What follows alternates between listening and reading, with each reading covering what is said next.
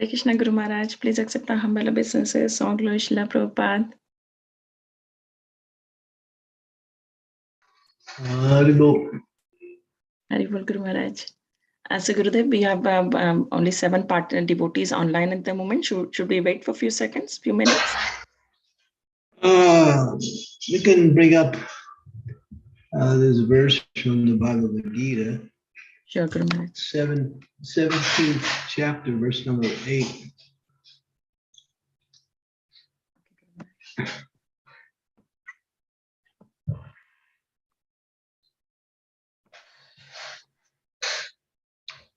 Seventeenth chapter, Bhagavad-gita.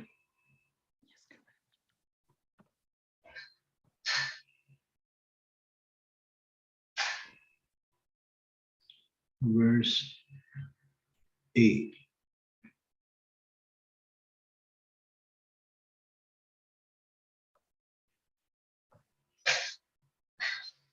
Okay, so we'll just wait a few minutes. How many people we got now? We have. How many? Mm-hmm. How many devotees so far? We have 9, Guru Maharaj. 9. Okay, we can start. Om Namo Bhagavate Vasudevaya. Om Namo Bhagavate Vasudevaya.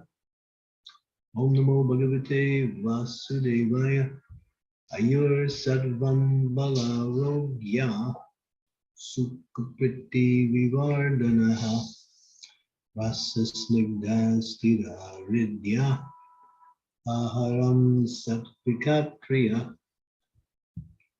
Translation.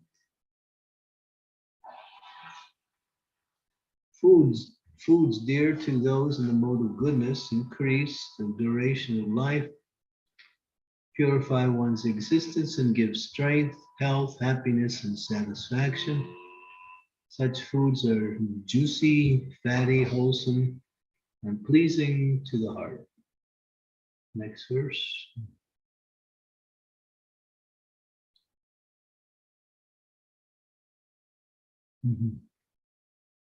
Katvalma lavanyat yusnaha Krishna ruksa vivahinaha ahara rajasasyesta dukkha sokamaya prada. Foods that are too bitter, too sour, salty, hot, pungent, dry, and burning are dear to those in the mode of passion. Such foods cause distress, misery, and disease.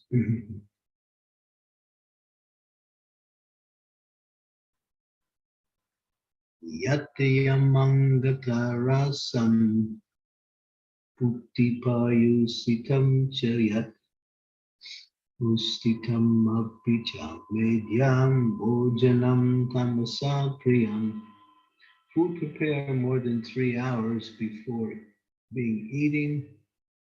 Food that is tasteless, decomposed, and putrid, and food consisting of remnants and untouchable things is dear to those in the mode of darkness. Purport.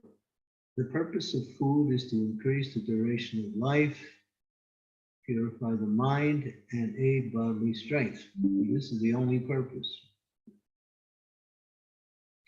In the past, great authorities selected those foods that best aid health and increase life's duration, such as milk products, sugar, rice, wheat, fruit, and vegetables. These foods are very dear to those in the mode of goodness. Some other foods, such as baked corn and molasses, while not very palatable in themselves, can be made pleasant when mixed with milk and other foods. Then they are in the mode of goodness. All these foods are pure by nature. They're quite distinct from the untouchable things like meat and liquor. Fatty foods, as mentioned in the 8th verse, have no connection with animal fat obtained by slaughter. Animal fat is available in the form of milk, which is the most wonderful of all foods. Milk, butter, cheese, and similar products give animal fat in the form which rules out any need for the killing of innocent creatures. It is only through brute mentality that this killing goes on. The civilized method of obtaining needed fat is by milk. Slaughter is the way of subhumans. Protein is available through split peas, dal, whole wheat, etc. Foods in a mode of passion which are bitter, too salty, or too hot, or overly mixed with red pepper cause misery by reducing the mucus in the stomach, leading to disease. Food in the mode of ignorance or darkness are essentially those that are not fresh. Any food cooked more than 3 hours before it is eating, except prasadam, food offered to the Lord, is considered to be in the mode of darkness. Because they are decomposing, such foods give a bad odor, which often attract people in this mode, but repulses those in the mode of goodness. Remnants of food may be eaten only when they are part of a meal that was first offered to the Supreme Lord, or first eaten by saintly persons, especially the spiritual master. Otherwise, the remnants of food are considered to be in the mode of darkness, and they increase infection or disease.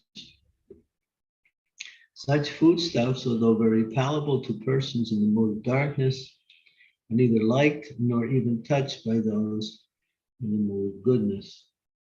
The best food is the remnants of what is offered to the Supreme Personality of Godhead. In Bhagavad-gita, the Lord says that he accepts preparations of vegetables, flour, and milk when offered with devotion. Patram pushpam phalam toyam. Of course, devotion and love are the chief things which the Supreme Personality of Godhead accepts. It is also mentioned that the prasadam should be prepared in a particular way. Any food prepared by the injunction of the scriptures and offered to the Supreme Personality of Godhead can be taken even if prepared long, long ago, because such food is transcendental. Therefore, to make food antiseptic, edible, and palatable for all persons, one should offer food to the Supreme Personality of Godhead. Om Vijnana Timidam Dasya Gyanajana Salakaya Chaksuun Militam Yena Tasmai Shri Gurave Namaha Nama Om Vishnu Padaya Krishna Prasthaya Bhutale Srimakti Bhaktivedanta Swami Tinamine. Namaste Saraswati Deve Gaudavani Pacharine Nirvisesa Sunyavadi Asyatya De Satarine Vanshakaupadhu Vischa Kripa Sindhu Pevacha Titanam Bhavane Bhyo Vaishnave Bhyo Maha. Jai Sri Krishna Chaitanya Prabhu Nityananda Sri Advaita Gadadhar Sri Vasavi Gaur Bhakta Vrinda Hare Krishna, Krishna Krishna, Hare Hare, Hare Rama, Rama Rama, Hare Hare. So here we're seeing the three modes of material nature: goodness, passion, ignorance, and those different types of foods, and the cooking connected with those foods in the different modes. Devotees generally, in order to prepare food for offering to the deities, always prepare food or take food which is in the mode of goodness, like vegetables, fruits, milk products, legumes, grains, like that, and foods that are juicy, fatty, sweet, and cause happiness and health to the body and make the heart feel happy. So prasadam is a very essential part of the practice of Krishna consciousness. As they say, you are what you eat. So we see we have an international society, and therefore there are certain desirable foodstuffs coming from different cultures. And people are very much liking and are attached to, and sometimes bring these things into the arena of devotional activities, although the quality and the taste of such foods are lower more in the modes of ignorance and passion.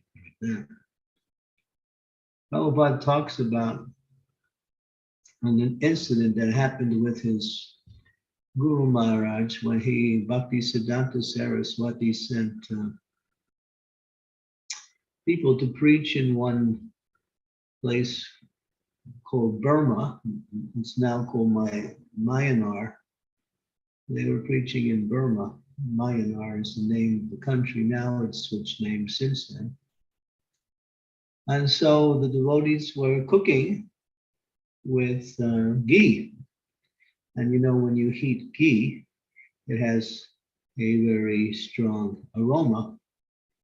And so the aroma was permeating the neighborhood when the devotees were cooking.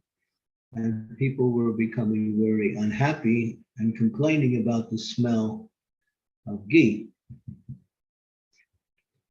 We all know that ghee smells very celestial. It gives a certain attraction to the process of eating. Ghee is one of the best foods. It's actually the essence of all milk. And it's recommended in Ayurveda, not only for cooking, but actually for medicine.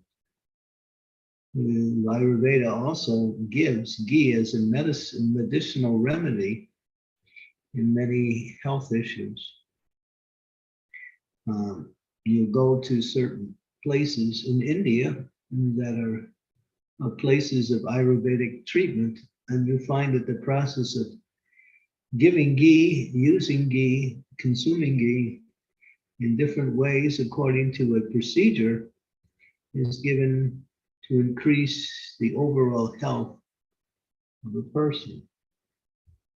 The ghee, we call it the miracle food.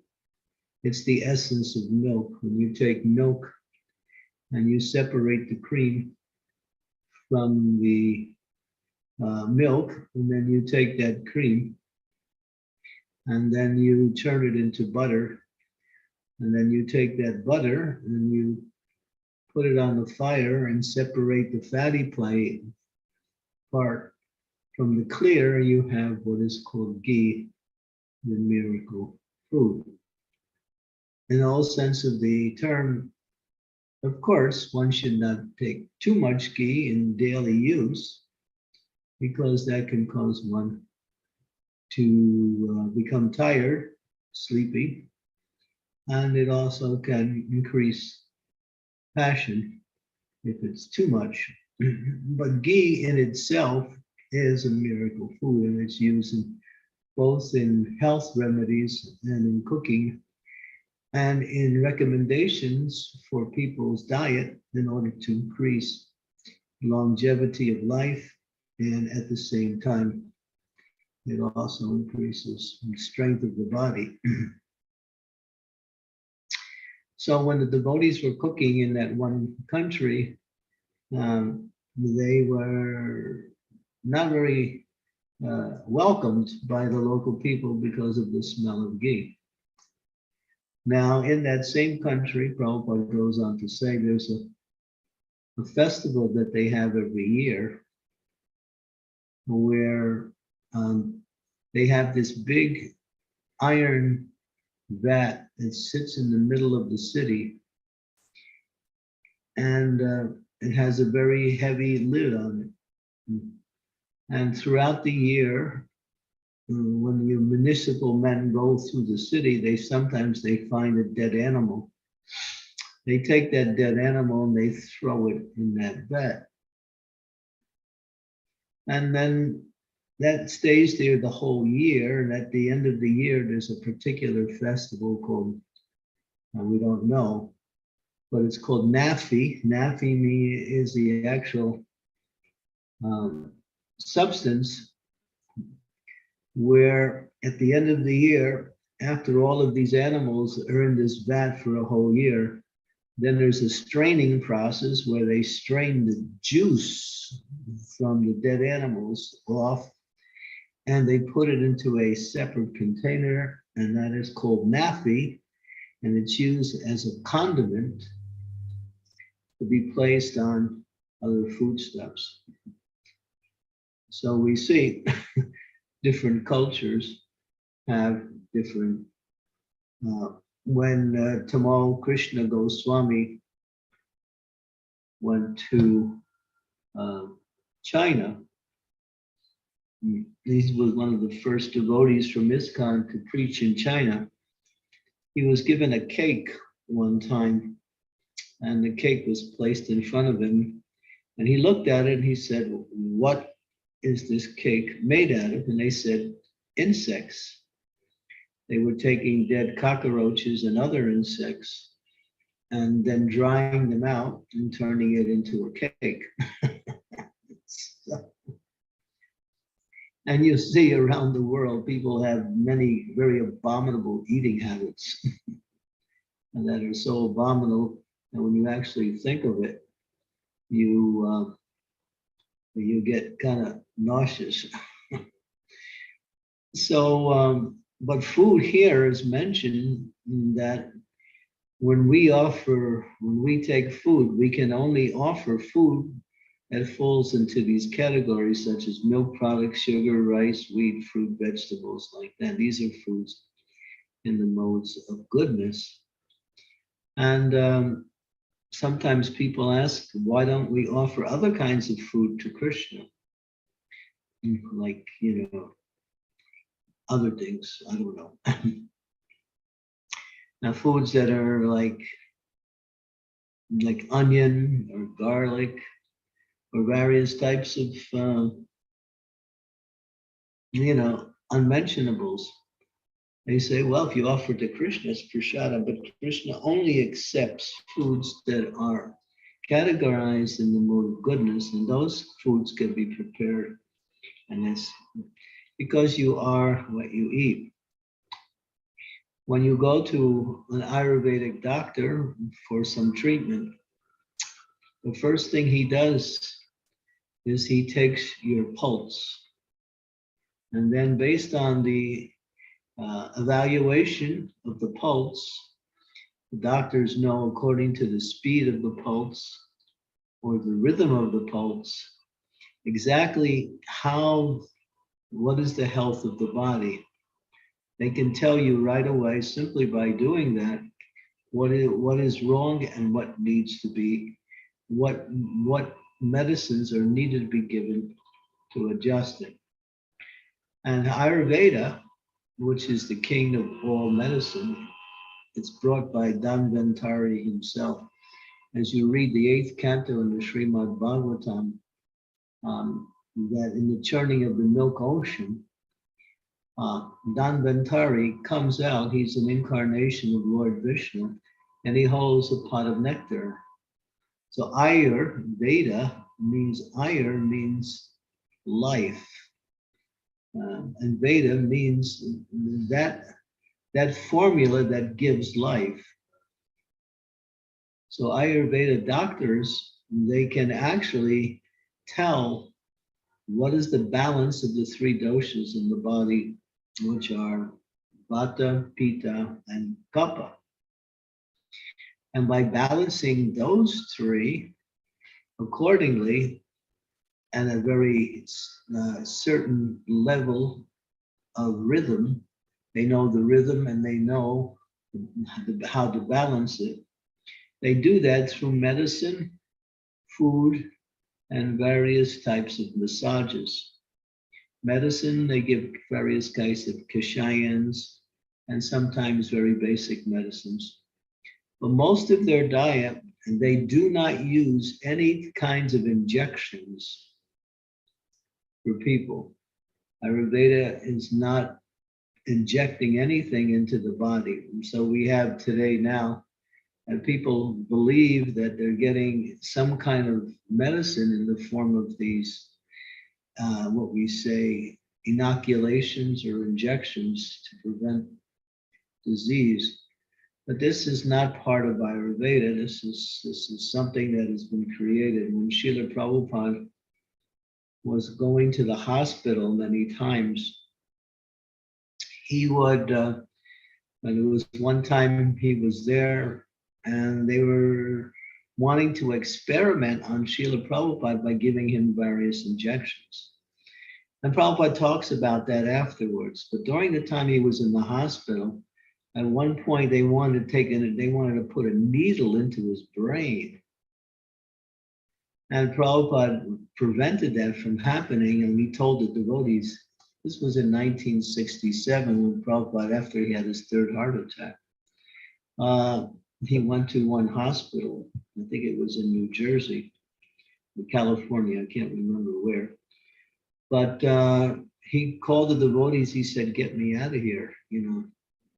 They're just putting all these needles into me. And Prabhupada talks about how, you know, allopathic medicines, all that they do, what do? They just experiment by giving you various injections, various medicines, and they don't know really if it's going to work or not. Because in the statistics in America, it says 97% of people who enter into hospitals die from the cure rather from the disease. These are figures that you can find in various health statistics that are actually available in various digests. So nowadays they're saying, well, in order to prevent from getting sick of this coronavirus, you need to get this vaccination. But this is artificial and it's also very dangerous. Natural health is actually, or natural cure is actually more effective. Simply by taking certain vitamins, minerals, and leading a certain lifestyle, because Ayurveda also teaches lifestyle. That you can't just do everything and anything. Just like if you go to many times to allopathic doctors, they'll give you medicines, they'll give you injections, and they'll do various things. But they don't restrict food.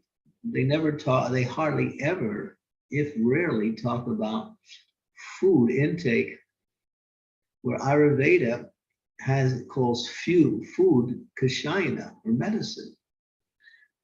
So that is the natural arrangement of the Supreme Personality of Godhead, that the body can be taken care of nicely if one follows a particular healthy diet, gets plenty of exercises, remains clean and free from anxiety. Prabhupada said sickness comes from three things: overeating, stress, uncleanliness. So by understanding basic hygienes, we can actually keep ourselves quite healthy. Of course, there are people who have certain karmic connections with health, and therefore sometimes they get sick because of previous karma. And that's a little bit hard to circumvent,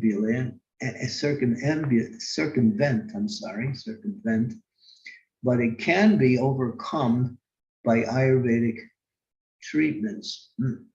Before this pandemic started, I was going to Ayurvedic doctors regularly in India and getting regular treatment for at least a month every year, and that was keeping my health way up there. Since then, I wasn't able to go to India because of the situation. And now we have an Ayurvedic doctor here in Slovenia, which all of the devotees are going to see, including myself. And we find that through this basic understanding of the body, is through the science that is given by Krishna himself.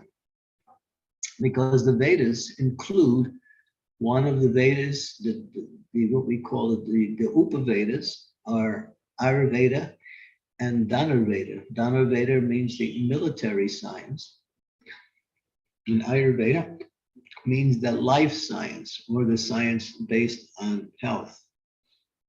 Ayurveda is so powerful when given by doctors who know Ayurveda, that they can actually reverse the aging process.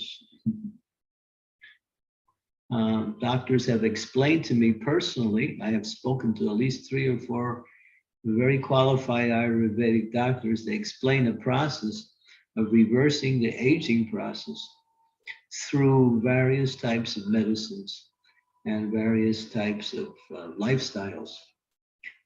So Ayurveda is the best. So we don't need any kind of artificial medicines coming in the form of these injections coming from the outside, because ultimately we don't even know what's in the injections, although we do know in some cases. If you follow a simple diet and you get advice from Ayurveda, you can balance your health very nicely.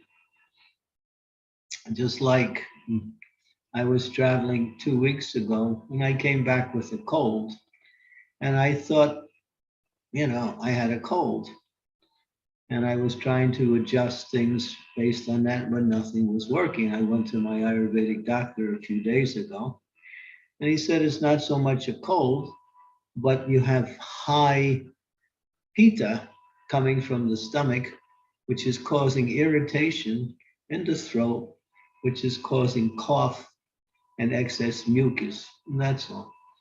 And so he put me on a very simple remedies of certain, it was all basic stuff, just herbs and some simple medicines like that. And since then it's been gone. So nowadays, when you go to, allopathic doctors, I used to ask Ayurvedic doctors, what is the benefit of allopathic? Is there any? They say, well, they're good at fixing broken bones and they're good at pathology. In other words, they can do blood analysis. But when it comes to curing people, allopathic has a very bad reputation. And most people, as we say, die by the cure, or never get sick, or get another kind of symptom. They get the medicine they receive causes another type of disease. That has been the history of this particular science. It's not a science, it is just some, idea. So therefore we follow the Vedic tradition. And of course, in these verses we were mentioning here, we have a little bit of an understanding how foods are so important.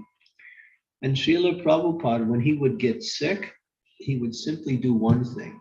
He'd adjust his diet. That's all. He hardly saw doctors. Once in a while, he saw an Ayurvedic doctor, just to give the Ayurvedic doctor some service. And of course, when Prabhupada was really sick at the end, he saw some Ayurvedic doctors who helped him. But in general, food is the most important medicine available on the planet. If you know how to eat, not too much, not too little, as Krishna says in the Bhagavad-gita, and take prasadam. There is a class of people who say that, well, milk products are bad for you. But actually, it's explained, Prabhupada explained that milk is the miracle food for babies and old men, old people. I remember when I was in New Vrindavan, we were living on the farm and we had many cows. And in the evening meal was milk. We would have as much milk as we wanted. And we would get these big bowls and sometimes fill up a bowl with a half a liter of milk and drink it. Now, this went on for a while and devotees were getting sick. And then Prabhupada came and he said, "You're drinking too much milk." And so he made a statement, which he also has stated in his lectures also, that no more than 1 pound, and no less than 1/2 pound of milk products per day. And that includes all milk products, not just milk itself, but ghee and cheese and various types of preparations that include milk. If we take milk in small quantities, based on that measurement, 1 pound is 17.2 ounces. A half a pound is a half of that. And then if you take milk in small quantities, the body will get just what it needs and not get sick. If you take too much milk, of course, the stomach can also become what we say too acidic and acidy, and then that will cause some kind of indigestion. The remedy for that is yogurt. So milk is a miracle food, but it's like medicine. It can't be used indiscriminately, but it must be a part of the diet, and especially cooking with ghee. When Prabhupada started the movement, all of the temples around the world were cooking with ghee. Somehow or other, as time went on, that sort of changed, and other cultures, ideas, and the economic situation became a factor that ghee was too expensive. So they started using various types of what we say processed oils to cook in our temples. And then I did a research based on some of the oils that were being, and I found from one doctor who was a devotee that many of these cause what we say hardening of the arteries, and they also cause what we call reducing of the capillaries around the heart, which restricts the flow of blood, which can cause a stroke or a heart attack. So Srila Prabhupada wanted us to stick to the ghee program, and he wanted us, of course, to get ghee from our own cows on the farms and make our own ghee. That's a whole different subject. I'll bring that up in a separate discussion in one of our talks in the near future about ahimsa milk. But my basic principle is that we don't need artificial types of medicines coming from the secular world to stay happy and healthy. Everything is there in Ayurveda. If you follow it carefully, you can not only keep good health, but you can regain strength and like that. And you see, what is the first food that a baby gets when he's born? He gets his mother's milk. He doesn't get, processed meat or something else. God has arranged for the mother to, Prabhupada was talking today, I was just listening to Prabhupada, he said, you'll see that before the child is born, there is no breast, and there's no milk in the mother's breast. But as soon as the child comes, immediately the milk is there. This is God's arrangement for helping that child receive just what it needs. And it says that if a child is brought up 6 months, at least 6 months on its mother's milk, that baby will become strong throughout its whole life. It will have very little health problems under normal conditions, of course. So the science of health is very much important because it is the basis of our execution of Krishna consciousness. If we are healthy, as Prabhupada said, keep your health and work. You work hard for Krishna, like that. And so we have to make sure that we eat properly, take proper exercise, fresh air. This idea of lockdowns, staying inside the house, it may be more needed during the winter time, but then one should make up for that by getting proper exercises through various means. But fresh air is one of the most important elixirs to give rejuvenation and health to the body. Of course, we don't find much of that in the cities. That's why Prabhupada wanted us to live more in a more simple and rural environment. Therefore, we could get the natural gifts from nature that come with that type of lifestyle. Fresh water. Just like I'm fortunate here in Slovenia, we have one devotee who lives in a place where they have this underground stream that is available, and it gives water. And we don't buy any bottled water and use any tap water for drinking. It's all natural water.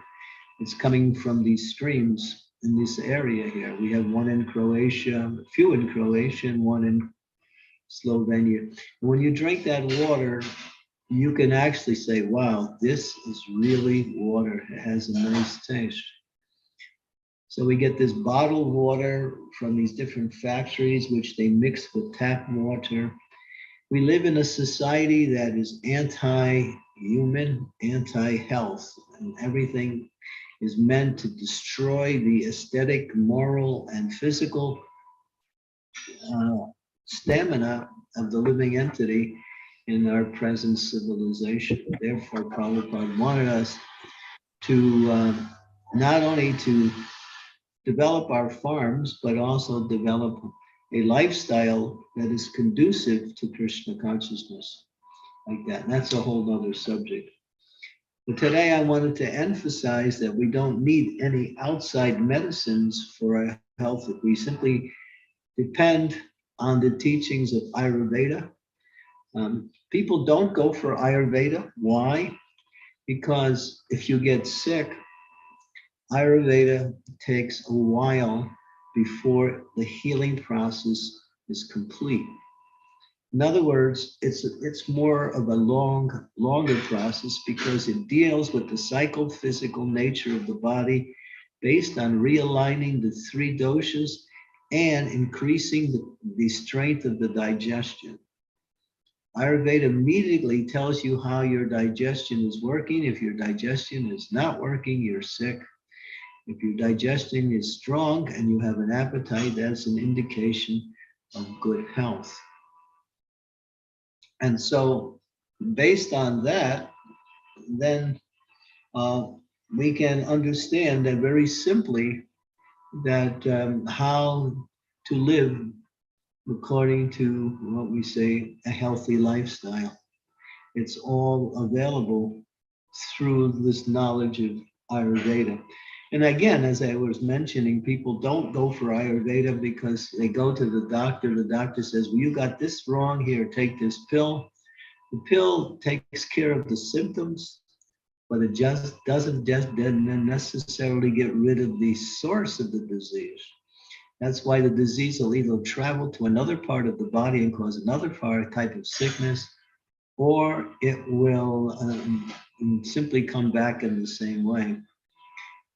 Allopathic medicine deals with symptoms rather than the actual cause, where Ayurveda gets to the cause, uproots the disease from the source, and ultimately can cure the body completely, even at an elderly age. So I recommend those devotees who are quite elderly, who have some health problems, try to go visit some Ayurvedic doctors who you can actually, understand a little bit first and get some understanding. Keep your health strong. We don't need these vaccinations. They are it's simply what we call an attempt to experiment on the human beings in order to somehow or other see if it has any efficacy. And And so far, the statistics have shown that more than 50,000 people have died directly from the vaccinations. Vaccinations have directly caused deaths for more than 50,000 people around the world. These statistics are not available on mainstream news, but they are available. So keep your health, exercise, eat properly, and one of the most important health ingredients is to chant Hare Krishna, Krishna Krishna, Hare Hare, Hare Rama, Rama Rama, Hare Hare. A regular daily diet of japa with enthusiasm and with eagerness will keep the mind healthy, will keep the soul connected to Krishna, and that is the health of the soul, and keep life moving, because not only is the chanting of the Hare Krishna Maha Mantra spiritually elevating, it also gives strength and nourishment to the body by awakening the soul's existence within the body. When the soul becomes awakened, it also gives nutrients, it gives strength to the body. That's why part of Ayurveda, which is not so much practiced today in Western worlds, but still practiced in certain parts of India, is mantras. They also recommended chanting of mantras. It's one of the parts of the Ayurvedic medicine applications for people who are undergoing cures for health. So chanting mantras is good. Of course, that's very specific, but the Hare Krishna Maha Mantra is the Maha Mantra, and that is the mantra that is as Bhakti Vinod Thakur says, Enechi Asadi Mayo Nasibar Lagi Harinam Maha Mantra Lao Tumi Magi. This is the medicine in this age. Chant Hare Krishna, and eat properly, simply, and forget about forget about all of these so-called doctors out there that are trying to experiment with you as some kind of laboratory animal. I saw one particular cartoon. One mouse is talking to another mouse, and the mouse says to the other mouse, "Have you taken the vaccination yet?" He said, "Well, I'm going to wait until the human experiment is over before I do, before I decide." So yeah, so the human beings have become an experiment for this medicine now that they're trying, and the experiment in many cases is simply causing death. Okay, so I'm a little bit of a fanatic when it comes to medicine, therefore I believe in Ayurveda. I'm with Prahladananda Maharaj, who is very expert at health, and he's taught classes in Ayurvedic, and he has also been given devotees advice on how to stay healthy according to Ayurveda. And it works, but you have to have patience.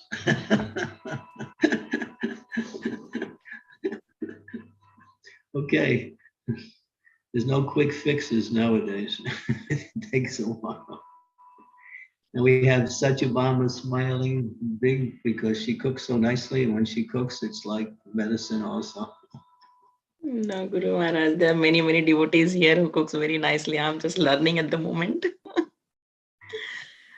Thank you so much, Guru Maharaj. Okay. All right. Thank you very much. And if there's any questions, again, we went through these 3 verses in the Bhagavad-gita on health and food and diet. Thank you. Thank you so much, Guru Maharaj. It was really nice to hear, different types of food in mode of goodness, passion, and ignorance, what we should eat. And also, it was a bonus to know about Ayurveda. So in India as well, it's very nice to hear. And I have heard so many stories about Ayurveda. So thank you so much for giving us such an insight. Devotees, if you have any question, comment, realizations, or even any comments you experience on Ayurveda. It'd be nice to hear. Thank you so much. Hare Krishna. And please keep your cameras on if you can, and during the question and answer. Thank you. Hare Krishna.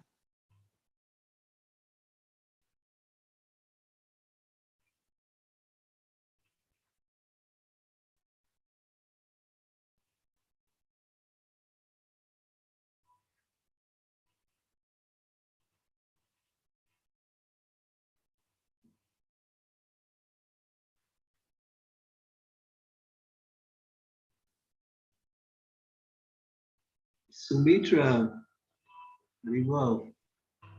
Mother Sumitra, she cooks very healthy. Every time I go to Croatia, there's an invitation waiting. You never want to try this healthy food at our place. You're choosing.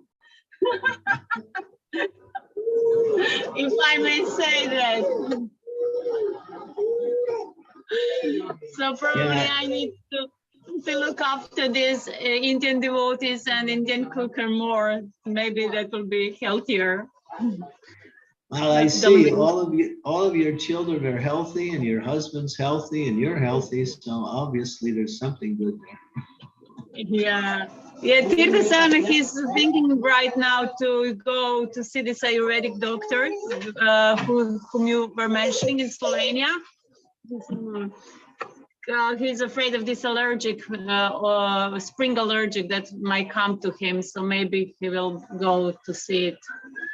Yeah. The doctor we have here is quite good. I've been with at least a dozen different Ayurvedic doctors over the years, and the one that's here in Slovenia, he's really is sharp. He knows exactly what to prescribe, how to prescribe it, and his analyses are always right on from my experience. He's not an experimentalist. He's actually a scientist when it comes to Ayurveda. Good to know, because I heard that he is a good that he makes a good diagnose, but we never heard any opinion of does the healing part is also okay. So you're recommending him. So thank you. Yeah, Sri Devi was going to him also. Yeah.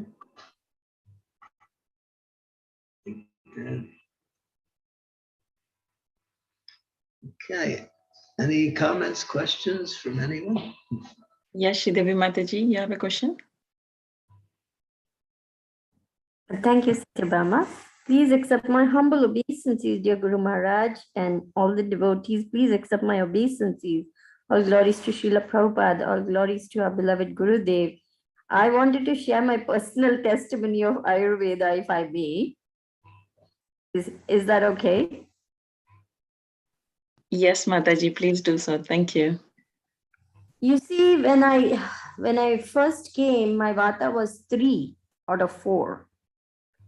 And the Ayurvedic doctor put me on a, very, very, strict regimen, eat this, drink this, don't eat this, don't do that, etc., etc., etc. And for me, impatient person that I am, it was like, oh my gosh, I can't believe I have to do all this stuff. But then after, grumbling and complaining, I settled down to it. In the first 15, 20 days, it was a little difficult for me to adjust to that, eat little 3, 4, 5 times a day, and then eat only this, and don't drink that, and drink this particular tea, and take this particular medicine, and so on. But after some time, maybe after a month or so, I started becoming strict about it, because I could see it was helping me. My eyes were burning so much that I could not work on the computer for even 5 minutes without my eyes starting to burn. At the end of 5 months, I can sit and work on the computer hours, no problem. I can dance, I can be active throughout the day without needing to sleep. The time when just before I started treatment, I was so tired all the time. My energy levels were low. I had to take rest during the day, 2 hours. It was really difficult for me to manage a whole day with, enough energy. But at the end of 5 months, I don't need to sleep so much during the day, if at all. Maybe half an hour, 20 minutes, something like that. My digestion has improved. My knee pain has almost gone. My eyes don't burn anymore. It's completely gone. So I can see now that even though it's slow, it works because it doesn't come back. Whatever is taken out by the root, it's gone. So I'm really so thankful again to Guru Maharaj that he made me go to this doctor and get treatment, because I wouldn't have the health I have now if I hadn't gone through it, or if I had continued without it, who knows, what would have happened. So I'm very grateful for the Ayurvedic treatment that Guru Maharaj, you put me through. Thank you so much. Hare Krishna. Yeah, everyone who's gone, all the devotees, there's been at least a dozen or more devotees that have gone, and they're all having positive results, So it's a science. And as we mentioned, it comes from the Vedas, and it was instituted by Vishnu himself. Dhanvantari is an incarnation of Vishnu. The whole science, the actual science as it was given originally, is hardly practiced by anyone because it's such a deep science. But there are Ayurvedic doctors, especially in Kerala, that are so proficient on it that whatever you have, it's gone if you allow them to work with you. It's like that. So yeah. So but in general, we should watch how we eat and get exercise and avoid modern mainstream medicine programs, because most of it, there's a few good things there, like taking an aspirin once in a while does help.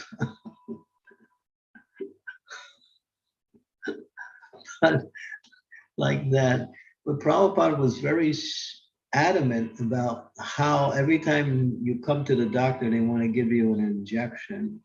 They want to take one seer of blood, and and then they analyze the blood and all that. They can find certain things, but they're not good at the cure. The cure actually is based on not just symptoms, but on the psychophysical nature of the particular individual. And once that's understood, then medicine and a health regime is given.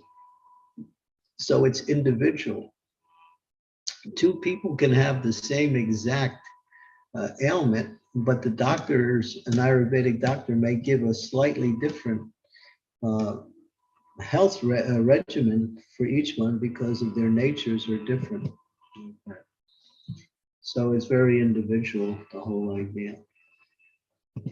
But as I mentioned, Ayurveda doesn't have much popularity in general for people because they don't have the patience to work with it. And it takes some patience, and it takes some, because we like our certain foods, and Ayurveda will say no to a lot of the foods you like. Because some of those things will throw your doses in different directions. Like that. Like when I came back just recently, a couple of weeks ago, I thought I had high kalpa, and somebody said you had high kapha. But when I went to the Ayurvedic doctor, he says, no, it's not kalpa, it's actually pitta that's high. And that's causing kalpa to be disarranged also. Right? So the science is quite exact when you find that the doctors who are expert at performing it like that. And so, but in general, I was trying to really emphasize not so much Ayurveda, that was also part of my presentation, but keeping a very good lifestyle of eating properly, getting plenty of rest. Don't rest during the day if you can avoid it.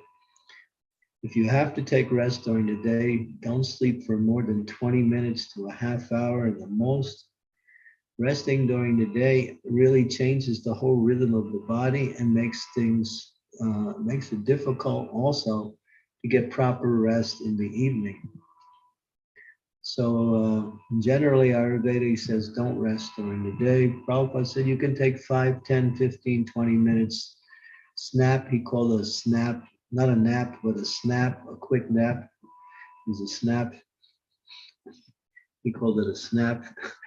And so sit down, relax, and don't stretch out, because if you stretch out, sometimes you don't get up. And when you get up, you wish you never went down in the first place. So yeah, stay active during the day. The day hours are active. The sun, when the sun is up, then the activity of the living entity, we work according to nature. We are a product of nature.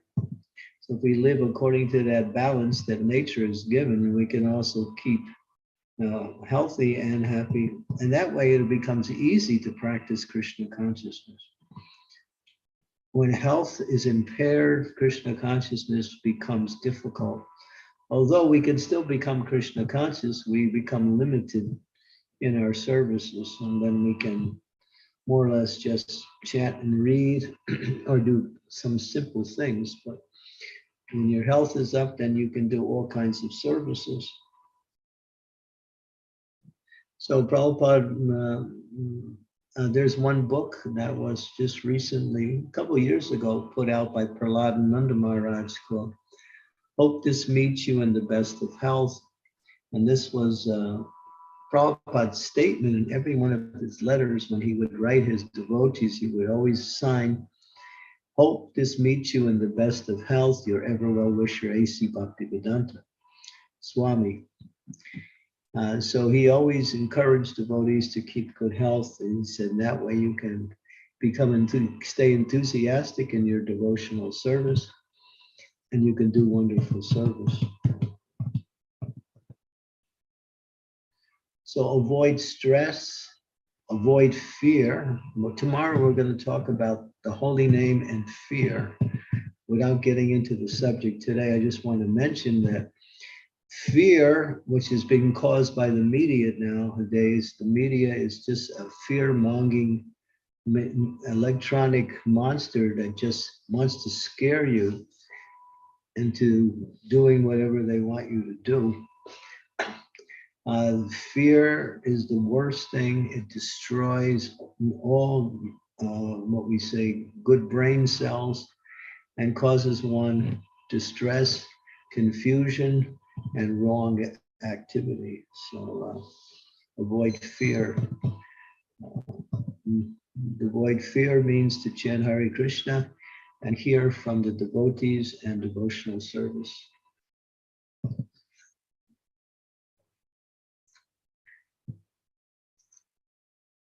Okay, Sridevi, you have something else you want to say? Yes, dear Guru Maharaj, if you will kindly permit me, I want to say that, in the olden days, the mothers and grandmothers knew so many home remedies for simple ailments. I remember when my baby was really little and suffering colic, her grandmother would make a paste of powdered hing and put some water and put something else and then just rub that paste over her tummy.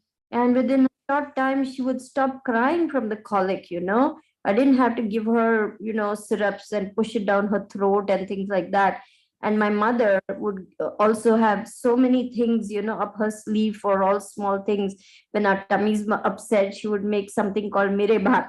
She would make a preparation of powdered pepper, and I swear, I wish I remember. I wish I learned what she put in it, but she would make up this pepper rice, preparation, and she would make us eat it with hot ghee.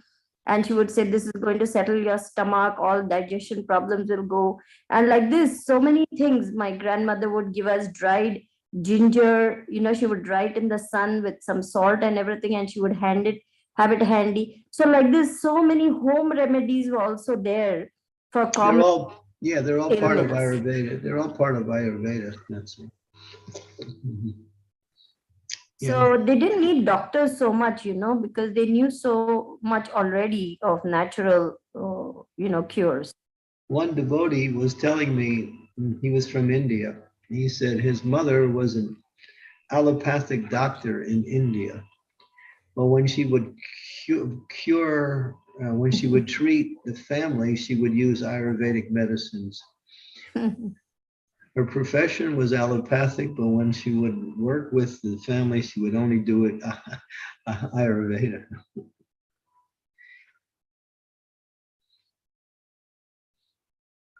Because, I mean, the reason was there was money in allopathic and there was cure in Ayurveda. I couldn't even continue with allopathy, Guru Maharaj. I just lost faith because I could see what havoc it is causing in little kids and how much distress it is causing to the parents. What to speak of being so expensive for a poor country like India. I felt, how in good faith can I push all these expensive medicines which cause so many side effects? I just lost faith completely in allopathy and had to give it up. Good. Okay, anybody else would like to say something? We have Sri Devi, the patient, Sri Devi, the doctor. Anybody else would like to add a little? Nandini, I'm sure you got some insight from your experiences in India. Very well. Nice to see you, Krishna. So Maharaj, yes, then I think because being born to an Indian family, we just practice Ayurveda. I haven't really been to a doctor, but there's a few things that they say you can't make milk and fruits. If you have fruits, then just have one type of fruit at one time. Don't mix them. And then again in the night, like you don't have yogurt. So, there's so many things that I think you just do it because you were just told to follow them. And I think they work. But I would actually like to go to a proper Ayurvedic doctor. So yeah, if Mataji can share the same details where she went, I'd love to get some proper advice, which I haven't really done ever. But yeah, I think like the Indian cooking we do is more or less like, based on the Ayurvedic principles. Right, yeah. Yeah. It's just something we get, passed over from our mums and mother-in-laws. Yeah, I know there must be Ayurvedic doctors in London. Oh, yeah. I know one devotee, his wife, she's also a devotee, disciple. And she graduated from one Ayurvedic college in Coimbatore. And when I need some Ayurvedic medicines, I also contact her and she gets the medicines from me. Okay. Are you speaking about Ananga? Yeah, Ananga. Yeah. Yeah, I know her. Yeah. Okay. Yeah. No, I could actually contact her as well. Definitely, I know her. She's good. She's really knowledgeable. Yes, definitely. Yeah. But it's been a very interesting class, Maharaj. Thank you. Yeah, a little different, but I think necessary. Yes, Maharaj. Okay, if there's nothing else, then we can conclude here. Namrata, you must have some experience. You are a traditional, how we say, cook from India. Hasn't left India in her whole life, right? Yes, Maharaj. Actually, as Nandini Mataji said, our cooking is more or less based on the principles of Ayurveda, and we still practice that thing. So even with our children, like our mothers and grandmothers, they first prefer to give the home remedies or Ayurvedic stuff. So I think even with my child, it is very rare that I would have given them some allopathic medicines, even only when the things were worst. So other than that, like if he is having cough and cold, I give him the ginger and honey, ginger juice and honey, and otherwise the what do you call the Kava, we say. The All, big spices. all diseases are imbalance in the three areas, the three doshas in the body. So once Yes, you, Maharaj. by administering certain medicines and certain foods, you rebalance those airs, those three doshas. And each of the doshas works according to a different section of the body, the lymph, the stomach, and the three sections of the body. Each particular dosha has a particular area where it functions mostly in that area.